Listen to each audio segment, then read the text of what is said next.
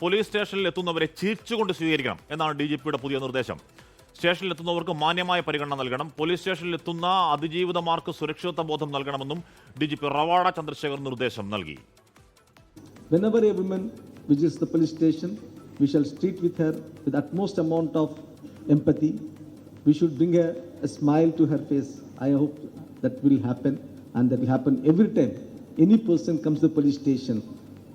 She or she gets the required amount of attention quickly, and gets the succor that she deserves.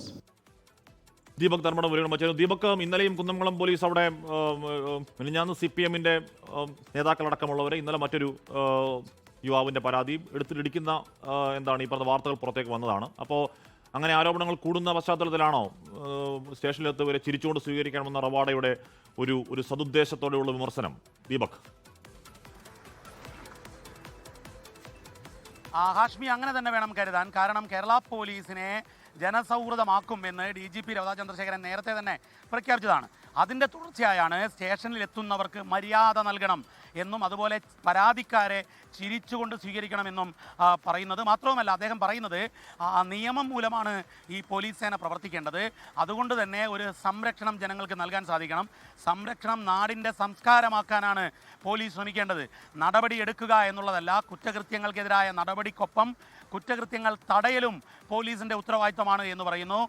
സംസ്ഥാന തലത്തിലുള്ള വനിതാ ഡിവിഷൻ്റെ ഉദ്ഘാടന കർമ്മം നിർവഹിച്ചുകൊണ്ടായിരുന്നു രവത ചന്ദ്രശേഖരൻ്റെ ഈ പ്രസംഗം. അതിലേറ്റവും ഊന്നൽ നൽകിയത് അദ്ദേഹം പോലീസ് സ്റ്റേഷനിലാണ്. സ്റ്റേഷനുകൾ നന്നാവണം എന്ന സന്ദേശമാണ്, സ്റ്റേഷനിലെ പോലീസുകാർ മര്യാദയോടെ ജനങ്ങളോട് പെരുമാറണമെന്ന സന്ദേശമാണ് DGP രവത ചന്ദ്രശേഖരൻ നൽകിയത്. ഹാഷ്മി. ദീപക് ധർമ്മടം അതിന്റെ വിവരങ്ങൾ നൽകുകയാണ്. ഈ പറയുന്നത് എന്താണ്, മാന്യമായി ഈ പറയുന്ന പോലീസ് സ്റ്റേഷനിലേക്ക് എത്തുന്നവരെ ചിരിച്ചുകൊണ്ട് സ്വീകരിക്കണമെന്ന് DGPയുടെ നിർദ്ദേശം വരികയാണ്. ദീപക് ധർമ്മടം, ഇവിടെ കുന്നംകുളം സ്റ്റേഷനിലെ മർദ്ദനം, അതിനുശേഷം പോലീസിനെതിരെ വന്ന ഒരു സെറ്റ് ഓഫ് പരമ്പര പോലെ വരികയായിരുന്നു പോയ മാസങ്ങളിലൊക്കെ. അപ്പോൾ ആ പശ്ചാത്തലത്തിൽ സ്റ്റേഷനിലെത്ത് എത്തുന്നവരെ ചിരിച്ചുകൊണ്ട് സ്വീകരിക്കണം എന്ന നിർദ്ദേശം കേട്ടാൽ ചിരിവരും എന്ന് പ്രതിപക്ഷം ആരോപിച്ചാൽ പഴിക്കാൻ പറ്റില്ല. ദീപക്. ഏറ്റവും പ്രധാനപ്പെട്ട കാര്യം, കഴിഞ്ഞ കുറച്ചു നാളുകളായി പോലീസിനെതിരായ നിരവധി പരാതികളുടെ പ്രവാഹമായിരുന്നു.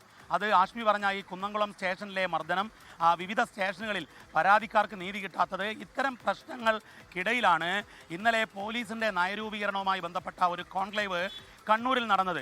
ഒരുപക്ഷെ സംസ്ഥാന ആഭ്യന്തര മന്ത്രാലയം വലിയ പ്രതീക്ഷയോടെ വിവിധ വകുപ്പുകളിലെ കാര്യങ്ങളുടെ പഠനം നടത്തിക്കൊണ്ടായിരുന്നു ആ സെമിനാർ നടന്നത്. അതിൽ ഇന്നലെ മുഖ്യമന്ത്രി പിണറായി വിജയൻ പങ്കെടുക്കുകയും ചെയ്തിരുന്നു.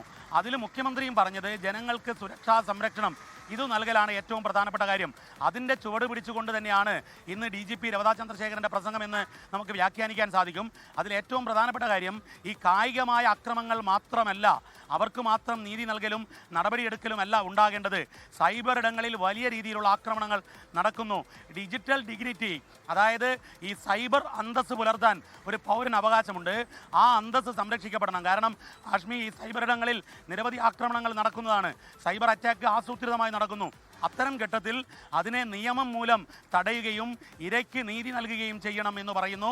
ഇത് കൃത്യമായി, പ്രത്യേകിച്ചും തെരഞ്ഞെടുപ്പ് വരാൻ പോകുന്നു, പോലീസിനെതിരെ പരാതികൾ രാഷ്ട്രീയമായി വരാനുള്ള സാധ്യതകൾ ഏറുന്ന വേളയാണ്.